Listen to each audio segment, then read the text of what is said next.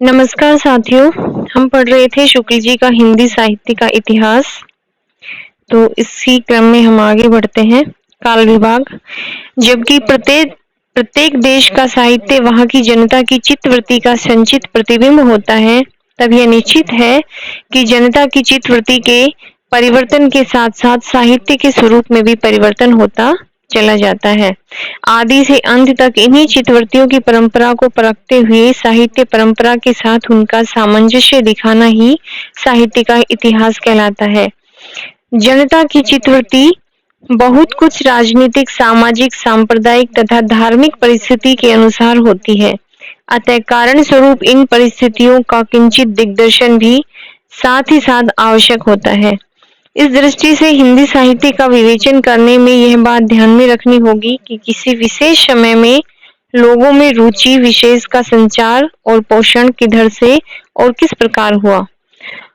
उपर्युक्त व्यवस्था के अनुसार हम हिंदी साहित्य के 700 वर्षों के इतिहास को 4 कालों में विभक्त कर सकते हैं। आदिकाल, जिसे वीर गाथा काल भी कहा है, संवत 1050 से 1375। पूर्व मध्यकाल, भक्ति काल 1375 से 1700। उत्तर मध्यकाल, रीतिकाल 1700 से 1900। आधुनिक काल, गद्य काल 1700 से 1900 से 1984। यद्यपि इन कालों की रचनाओं की विशेष प्रवृत्ति के अनुसार ही इनका नामकरण किया गया है, पर यह नहीं समझना चाहिए कि किसी काल में और प्रकार की रचनाएं होती ही नहीं थी।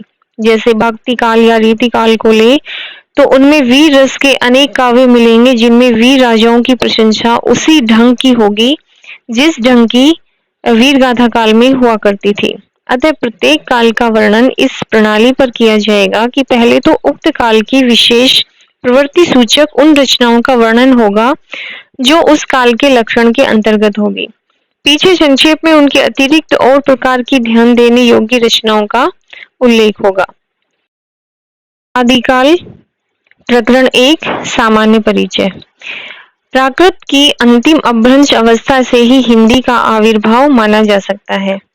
उस समय जैसे गाथा कहने से प्राकृत का बोध होता था, उसी प्रकार दोहा या दूहा कहने से अपभ्रंश या प्रचलित काव्य भाषा का पद्य समझा जाता था। अपभ्रंश या प्राकृताभास हिंदी के पद्यों का सबसे पुराना पता तांत्रिक योग मार्गी बौद्धों की सांप्रदायिक रचनाओं के भीतर विक्रम की 7वीं शताब्दी के अंतिम चरण में लगता है। मुंज और भोज के समय संवत 1050 के लगभग में दो ऐसी अपभ्रंश या पुरानी हिंदी का पूरा प्रचार शुद्ध साहित्य या काव्य रचनाओं से में भी पाया जाता है। अतः हिंदी साहित्य का आदिकाल संवत 1050 से लेकर संवत 1375 तक, अर्थात महाराज भोज के समय से लेकर हमीर देव के समय के कुछ पीछे तक माना जा सकता है। यद्यपि जनश्रुति इस काल का आरंभ और पीछे ले जाती है और संवत 770 में भोज के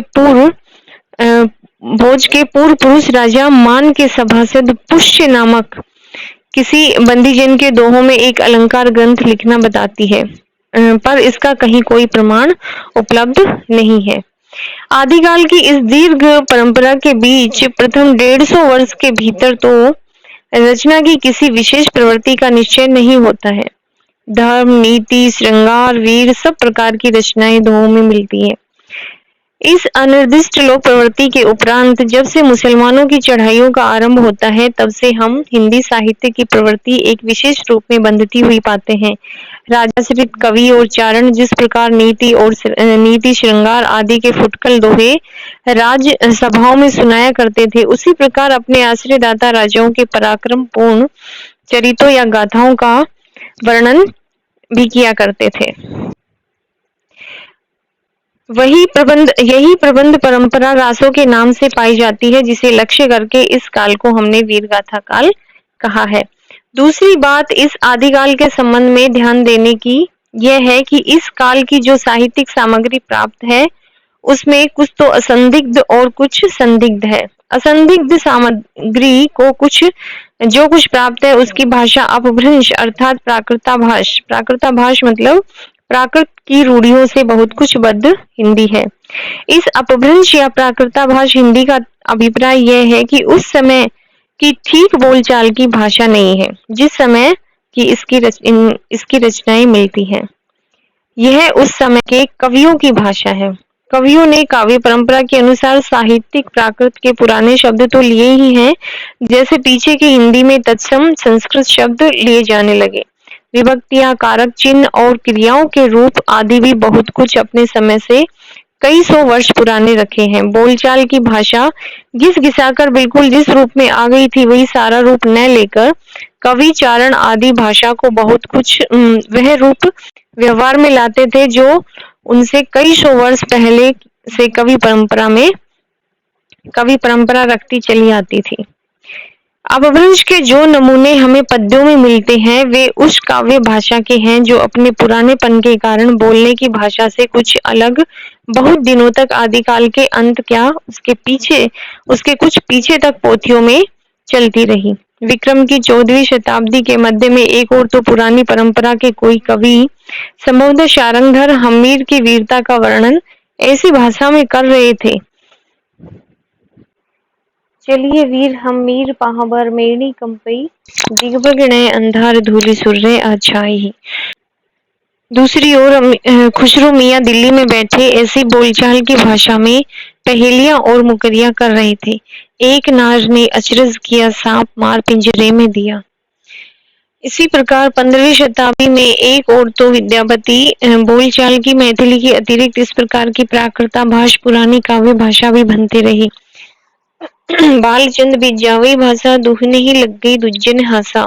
और दूसरी ओर कबीरदास अपनी अटपटी वाणी इसी बोली में सुना रहे थे। आगे ने जो लागी नीर में कंदो जलिया झारी, उत्तर दक्षिण के पंडिता रहे विचार विचारी। सारांश यह है कि अपभ्रंश की ये परंपरा विक्रम की 15वीं शताब्दी के मध्य तक चलती रही। एक ही कवि विद्यापति ने दो प्रकार की भाषा का व्यवहार किया है, पुरानी अपभ्रंश भाषा का और बोलचाल की देशी भाषा का। इन दोनों भाषाओं का भेद विद्यापति ने स्पष्ट रूप से सूचित किया है। देसिल बहना सबजन मीठा ते तय संजम पाओ और अट्ठा, अर्थात देशी भाषा बोलचाल की भाषा सबको मीठी लगती है। इससे वैसा ही अपभ्रंश देसी भाषा मिला हुआ मैं कहता हूँ। विद्यापति ने अपभ्रंश से भिन्न प्रचलित बोलचाल की भाषा को देशी भाषा कहा है। अतः हम भी इस अर्थ में इस शब्द का प्रयोग कहीं कहीं आवश्यकता अनुसार करेंगे। इस आदिकाल के प्रकरण में पहले हम अपभ्रंश की रचनाओं का संक्षिप्त उल्लेख करके तब देश भाषा की रचनाओं का वर्णन करेंगे।